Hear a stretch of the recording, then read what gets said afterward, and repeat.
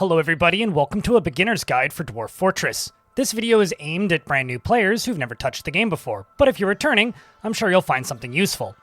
If you're looking for a particular subject, I've attached timestamps for the contents of this video, and if you're brand new, don't worry, you're in the right place. And before we get started, this video was brought to you by Kitfox, who commissioned the creation of this video. That means you can find this video on their channel as well. Thank you very much to Kitfox for making this happen. Let's dive into the tutorial for Dwarf Fortress. Dwarf Fortress has been known to be one of the most complicated games ever made, and while it is true that the game has a large amount of depth, that doesn't necessarily mean that it's difficult to play, at least once you get the hang of the basics, which is the intended purpose of this video.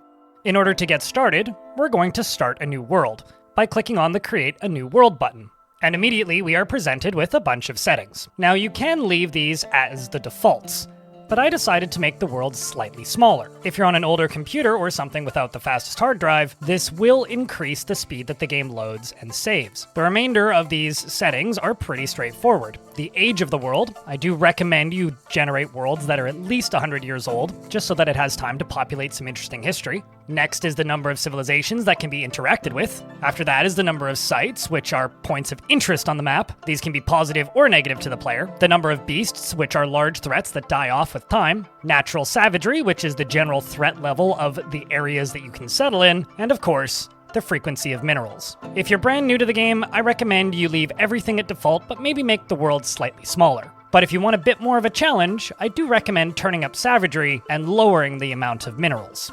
Now that we've examined our settings, let's dive into world generation. Now this might seem like a lot, but don't panic. What you're seeing is a brief overview of the history of the world up here in the top left. If you pause world generation, you might even be able to catch some of the events as they fly by. These can be read about extensively in Legends mode, if you want to dive deeper. Once world generation is complete, we can pan around and have a look at the areas that the game has created for us. And once we're happy, I'm going to click Play Now. Here we are presented with three options: Fortress mode, Adventure mode, and Legends mode. Fortress is what we're going to be covering in this tutorial, but the other two are important parts of Dwarf Fortress, which are worth exploring in their own right. But since this is a Fortress mode tutorial, we're going to click on Fortress. I mean, obviously, what else did you think we were going to click on? Once we've released our finger from the mouse button, we are presented with the overworld, and we're going to immediately close the tutorial. We won't be needing that. With that out of the way, I would like to direct your attention to the first important button. Down in the bottom right is a button that says Choose Origin Civilization. This is the faction that we will be playing as. As you can see, we have two separate options. Generally, I would recommend settling with whoever has the larger population. That faction will be highlighted in blue on the overworld. You then want to find an area that is close to your origin civilization, which, as I just mentioned, are the blue tiles.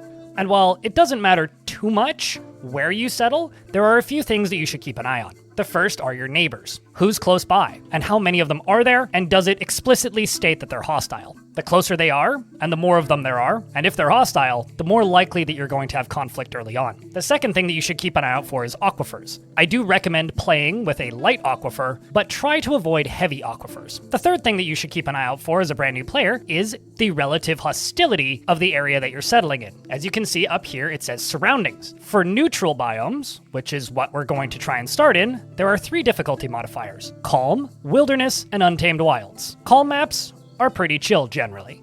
Wilderness maps, you might have some larger animals, but they're not going to be directly hostile, most of the time. But if you decide to risk fate and play in the Untamed Wilds, then everything will be fine initially until you realize the entire forest is a ticking time bomb that wants to see you keel over and cry yourself to sleep as you bleed to death on the floor. I do not recommend it. Once we decide what general area we would like to settle in, we click on the map, and that zooms us in. This gives us a more detailed view of what we're looking at. There's several other buttons we can look at as well to figure out exactly what the place is going to look like. The first is cliffs and grade. The greener the color, the more shallow the slopes. The redder the color, the steeper the slopes.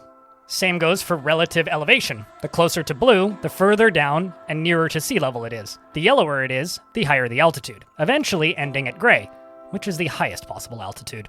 These don't matter too much, and mostly just change the variety of the map that you're settling on. Lastly, you can change the size and shape of your map, but especially if you're on lower end hardware, I do recommend you leave these at default. Maybe even make it slightly smaller, like 3x3. Now that we've run over the basics, this little area here with the creek looks good. Let's give it a shot. Now it is going to give me a warning that there's going to be an aquifer, but that's okay. We can tolerate that. Now before we click the Play Now button, I would like to show you the difficulty settings. Over on the right, there are several different options, but the ones I would like you to focus on are enemies. You can turn them off in this screen with one simple click. This can also be adjusted once you are in-game in the difficulty settings screen. If you want to get more granular and click on the custom options, you can change a lot of different factors within Dwarf Fortress's difficulty. If something becomes a stumbling block that you find difficult, feel free to disable it in this menu, which once again can be accessed once the fort has been embarked upon, such as civilizations, were creatures, and mega beasts. And I'm sure that you'll discover them sooner rather than later. With that out of the way, we are now going to click Play Now. It's time to begin our Dwarven outpost, because Dwarven history begins here, at this place, Umstidthad Nail Theater. Strike the earth. I'm sure those jaguars won't be a problem. The first thing we need to walk through is moving the camera around. This can be accomplished one of a few ways. The first is with the mouse wheel. Simply scroll up or down the mouse wheel to move up and down Z levels. This can be a little bit disorienting at first, but just remember, it's like looking at a selection of flat Minecraft blocks from a vertical viewpoint. As you move up by scrolling the mouse wheel up, you can see down through the trees, and things fade off in the distance. And when you move down into the ground, things become kind of gray. If you're more of a keyboard person, you can hit E and C on the keyboards to move up and down. Of course, these can also be rebound in the options menu. If I hold down the middle mouse button, I can scroll the camera around, or I could use the keyboard to move the camera around with W, A, S, and D. Over here, this is a little ledge. If I move up and press R on the keyboard, it shows the ramps and the directions that they're going. These lower ramps are moving down to a lower Z level, and the arrows pointing up are leading up to another Z level. Dwarves can traverse these safely, and the player can even construct and remove them using digging tools. If you would like to get rid of the little arrows, you can press R on the keyboard once more. You can also disable the ramp icon by clicking on the little triangle button up in the top right. The next overlay that's helpful for discerning things on the map is the depth indicator. This can be enabled by hitting F on the keyboard, or alternatively clicking this little button. The depth indicator tells us how deep the water is. 7 is the maximum amount of water you can have in a place at any given time. Of course, it could span multiple Z levels of 7s, but in this case, it's just a puddle. 7 deep water is deep enough to drown a dwarf, and also deep enough for fish. If I would like to put away the tool that shows me how deep the water is, I simply press F on the keyboard, or click on the little pound symbol up in the top right. I think kids call that a hashtag. The next thing I would like to tell you is that you can zoom in and out by holding down Control and scrolling the mouse wheel. You could also do this by hitting the square brackets on your keyboard. Those are right next to the backspace button. And now you might think, well, the basic traversal is out of the way, but just in case you get lost, by default, pressing F1 will take you back to the wagon. See? Here I've done it twice, just to prove that it's not a fluke. If you would like to add additional location hotkeys or change your defaults, you could hit capital H on the keyboard or click this little button up here in the top right. With basic traversal out of the way, let's start unloading that wagon. And the way we're going to do that is by selecting the Stockpiles button. We can hit P on the keyboard, or simply click on it. Once selected, it's going to prompt us to paint a small area on the map. And since I'm using this to unload the wagon, I'm going to make it a decent size. Once I've placed my stockpile, the game prompts me to accept it. If I want, I could edit it using the eraser tool down here, but I'm alright with the size and shape, so I'm going to click accept. Then it asks me what kind of stockpile I would like to create. You can be as specific and granular with these as you want, but I'm just going to select all, which fill out all of the default options for the stockpile. If you would like to customize them, you can click on the custom option. That will open up the stockpile details screen. Everything that's green has been selected for this stockpile, and everything that is red has been removed from it. For our starter stockpile, I'm going to remove stone and wood, because they're very bulky and take up a lot of space, and will fill up the stockpile. We're also going to have very large numbers of these items scattered around the map in a few moments, and they will fill up the stockpile, so that the more perishable items will be pushed aside. Putting items into stockpiles reduces the speed that they degrade, so this is important for things like cloth. However, there is one stockpile on the list that does the opposite. That is the refuse stockpile, and it's used for disposing of dead bodies and other garbage that you don't want in your fort, such as used clothing and rotting meals, and of course victims of the fortress cats. Once complete, the dwarves rapidly begin unloading the minecart, and we'll give them a moment to finish that. Looks like it didn't take too long, because they're already finished. Now let's take a moment to talk about job specialization for our dwarves. You can do that by hitting Y on the keyboard. or by clicking on the little hammer button down in the bottom left. The top 3 jobs, hunters, woodcutters, and miners, require specific uniforms. Because of this, the game does not allow you to blanket assign these 3 jobs to all of your dwarves. In order to chop wood, they require a battle axe, and in order to hunt, they require a crossbow, a quiver, and a selection of bolts. The most complicated of these tasks to keep up with is the hunter, because ammo management is a very real thing in Dwarf Fortress. So if you're just getting started with the game, I recommend minimizing hunters and focus on raising livestock if you would like any kind of meat in your fortress. Fishing is very time-consuming, but extremely productive.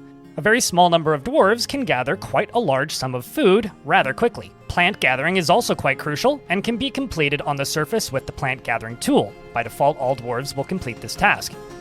Most of the vegetation you see on the surface is edible, making farming in the early days of a fortress rather trivial. If you would like to customize labors, you can do so by clicking on the little gear icon in the top right.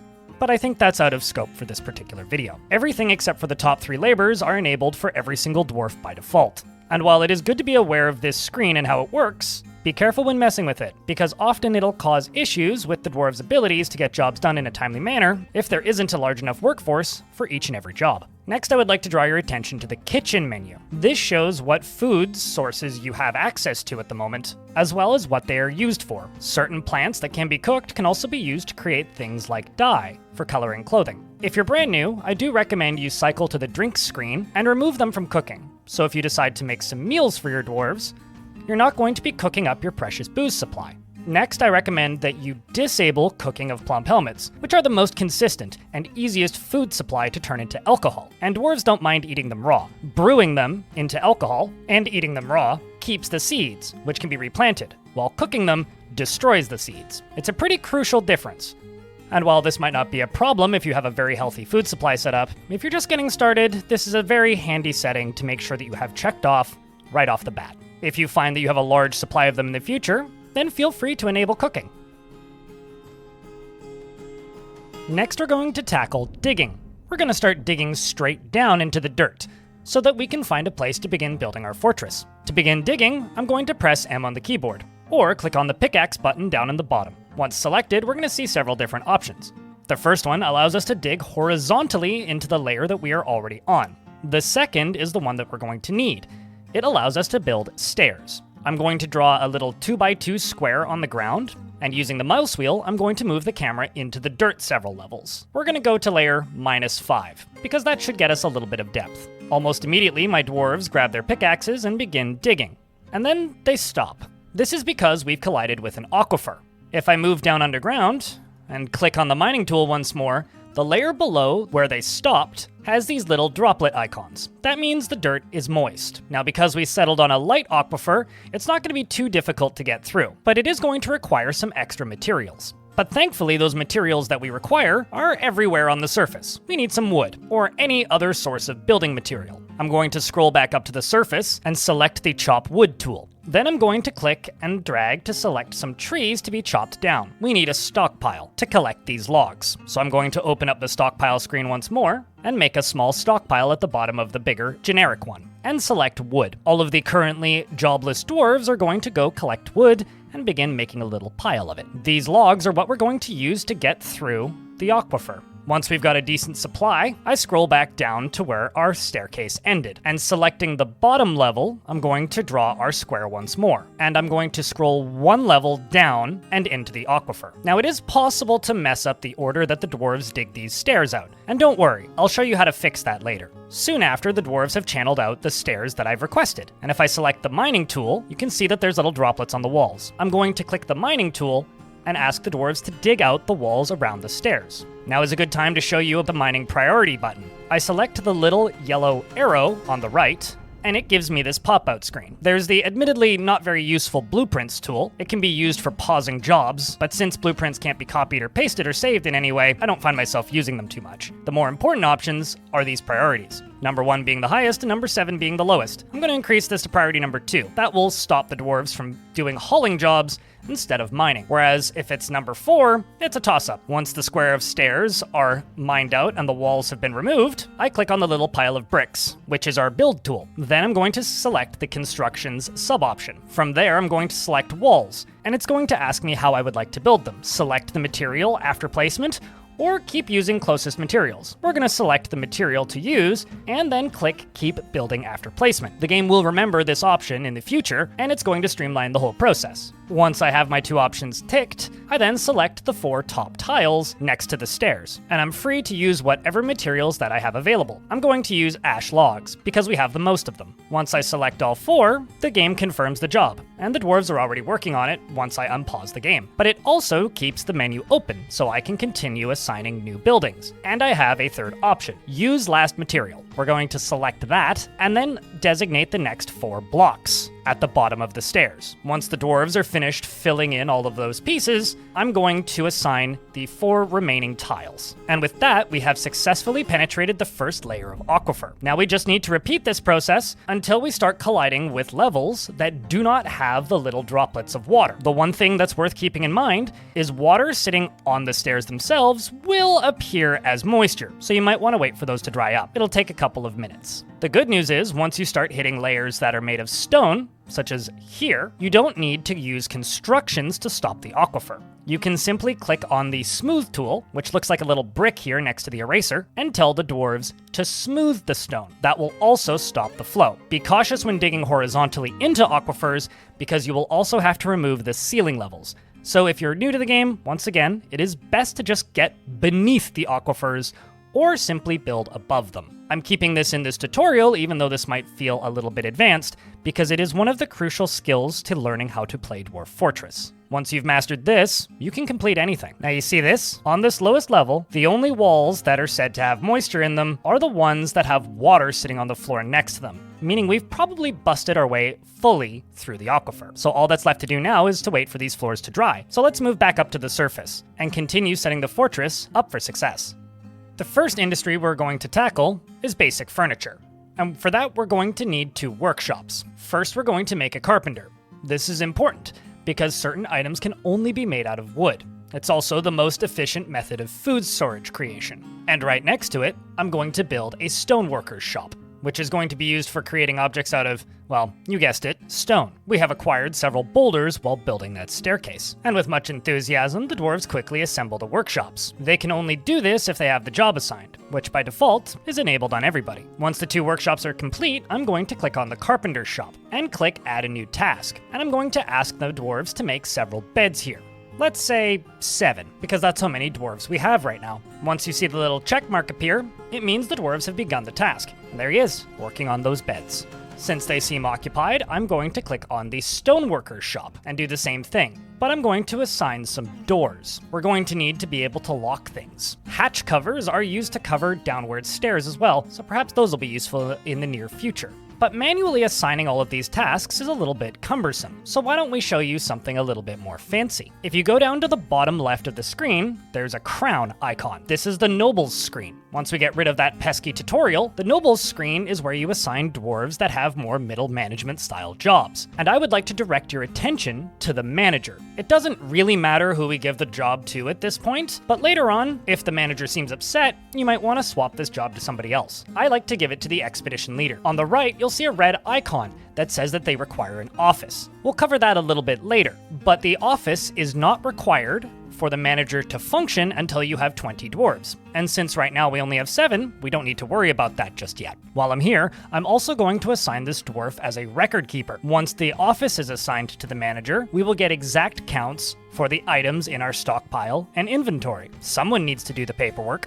And the reason I'm doing this is having a manager allows me to automate orders. And this gives us access to the work orders screen. Once you have this screen open, if you click on the little check mark and click board up in the top right, you can search for any job to assign. And if you have the necessary workshop already constructed, the dwarves will automatically assign the jobs for you and keep reassigning them even if the materials aren't available, until the amount that you've requested have been completed. This seriously minimizes the number of clicks necessary to construct objects.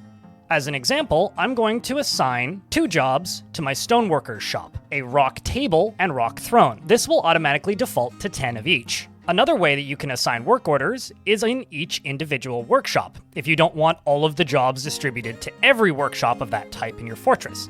If you click on the work orders screen on the workshop itself, and click on that familiar icon, you get the search function once more. And since it's specifically for this workshop, I'm just going to click on Make Bed. So let's lower that number down to 6, since they've already completed the first one I initially wanted.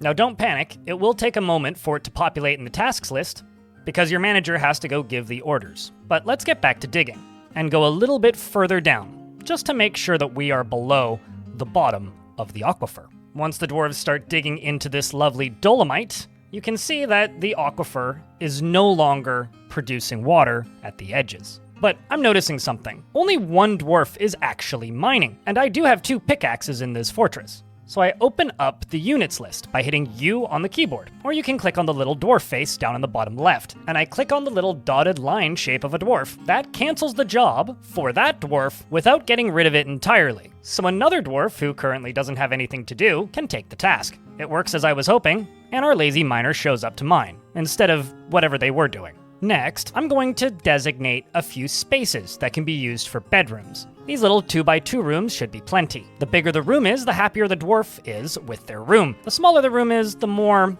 they might get feisty. Obviously, this task is going to take a little while for them to complete, so let's take care of our livestock. I move the camera back up to the surface and check our livestock next to the residence screen. This is under Pets and Livestock. There's a few different icons here that are important, but one in specific that I would like to note. As you can see beneath the llama and the horses, they require pastures. Pastures means they need grass to consume, and cannot do this unless they are assigned correctly. In this same screen, you can also assign animals to be butchered, if you have a butcher shop. You can also remove their ability to make babies, if they have geldables, by clicking on that little knife icon, which requires a farmer's workshop. But enough of that, let's get our horses pastured. I'm going to open up the zones icon, or press Z on the keyboard. It's right next to the Stockpiles button. Then I'm going to select Pen and Pasture, and make a good size spot. If you're wondering how big it'll be, just make it about this size initially. If you start to notice that all of the grass is gone in that square, it's definitely time to make it bigger. The Zones tool is quite powerful, and has many more uses, such as finishing those bedrooms that we've been working on behind the scenes. And while bedrooms don't need doors to function, dwarves really like a little bit of privacy. So I'm going to open up the build menu once again and click on Doors and Hatches, and select some of those doors that they've been working on as well, and get those placed in the doorways. Quickly, the dwarves come downstairs and begin placing those doorways in the soon-to-be bedrooms. In order for bedrooms to function correctly, at the very minimum, they require a bed. Dwarves also appreciate having a coffer or a chest and a cabinet. It lets them put their clothing and jewelry away. But since all we have right now is beds, they'll have to do. After placing all of the beds into the bedrooms, in the zone menu, click on Bedrooms. First, I'll show you the manual way. Make sure that we have the paint option selected, and then click and drag the bedroom. Once I'm happy with the size, I click Accept. And then if I want, I can manually assign a dwarf to the bedroom by clicking on the dwarf face and the dwarf of choice, or we can simply wait, and when a dwarf uses the bedroom, they'll make it their own, and won't let any other dwarves take it from them. Now I'll show you the easy way. If the bedrooms are set up with 4 walls, in this case a doorway counts as a wall, I can click on the multi option and click and drag over all of the bedrooms. This tool automatically rejects completed bedrooms and accepts new bedrooms. The last thing I'll mention is if you're in a very big rush, you could just build a dormitory by placing a bunch of beds in one room without walls and dragging over top of it. Any dwarves will use these, but they'll get a little bit upset after a while. So that's why we build bedrooms. Now, since we're on this level, I think it's time we make ourselves an office for our manager. I'm going to dig out a little square here and make it a little bit larger so that it's a bit more roomy. I'm going to open up the zone screen once more and select the office option. Then I'm going to manually paint our office. because the dwarves haven't brought a door down just yet. Because I haven't told the dwarves to bring a door down just yet. Once we have the office with the chair and the table in it, I click on the Dwarf plus icon and assign our manager. And you're going to notice the stockpile numbers at the top of the screen become more exact. With this step done, we've begun the 3 Bs: beds, beer, and biscuits. These 3 things, and a supply of them, are necessary for dwarven survival, at least if you want them to remain sane. So let's move on to the second B, and that is brewing for beer. But we need a supply of plants first, so let's talk about farming. Farming in Dwarf Fortress is really quite simple, and we're going to focus on farming plump helmets. We already removed these from cooking earlier in the video. Plump helmets are small purple mushrooms that grow very easily underground. Dwarves can consume them raw, cook them into meals, if we allow that, and dwarves brew them into beer. In order to grow them, we're going to need a farm plot placed on some dirt. So we're going to open up the Constructions submenu of the build screen, click on Farming, and select Farm Plot. And then I'm going to make a square that is 6 by 3. Now keep in mind this is quite large. Dwarven farming is quite efficient, and a farm plot of this size can likely feed up to about 50 dwarves, especially when combined with occasional harvesting of surface crops. I also like to make sure that my seeds are nice and close to where my dwarves are farming. So I make a little stockpile, go to Custom, click on Food, and then I click on Seeds. Now you can be very precise about what kind of seeds are going to go into this stockpile, but I'm just going to select all of them. And then go to that main stockpile up on the surface, click on it, and select the stockpile, hit the Custom button once more, go to the Food menu, and remove all of the seeds from this stockpile. That'll automatically transport them down into our new one. Then I'm going to click on our new stockpile and remove the barrels. This will remove any confusion of the location of the seeds in the stockpile. Dwarves aren't very good at finding lost items. Then I'm going to click on the farming plot and select plump helmets for spring, pigtails in the summer, and in the autumn and winter, additional plump helmets. Pigtails can be used for making cloth and are also brewed into beer, just like plump helmets, and dwarves like a little bit of variety. These are both things that you'll start with seeds for, so don't worry about running out. Now it's time to cover gathering surface crops while the dwarves begin planting our seeds. If you open up the zones screen, there is an option down in the bottom that says gather fruit. Go up to the ground level, assuming there are things growing, and click and drag a zone, and then go to the options and remove step ladders so that nobody gets stuck in a tree. With that completed, seasonally, in fall, and when crops are ready for harvest, dwarves will run into this area and gather whatever's growing. Next, we need to turn all of the stuff that we've been harvesting into food that is edible. I'm going to expand an area right next to my farm and start off by building a fishery, because one of my dwarves has been fishing this whole time. The fishery will convert unedible raw fish into prepared fish that are edible raw, which is confusing to say out loud. Prepared fish can also be cooked into meals. Thankfully, dwarves don't suffer from food poisoning. In the same farming menu is the still. This is used for brewing beverages. But as you can see, there's currently no empty food storage items. This is also going to be a problem because our food is going to fill up our stockpiles very quickly. The easiest way to make food storage items are barrels. These are created at the carpenter's shop. So I'm going to direct you back to the manager's screen, click on the familiar plus icon, and type in wooden barrel. And I'm going to ask them to make 20, but you will likely need many, many more than this. And once our expedition leader, who is the acting manager, is done updating the stockpile records, that wooden barrel gets assigned to the carpenter's shop. And just a few moments later, we have the option to brew drinks from plant, which is likely those plump helmets, or something from the surface. And once you see that check mark, the dwarves have begun the task.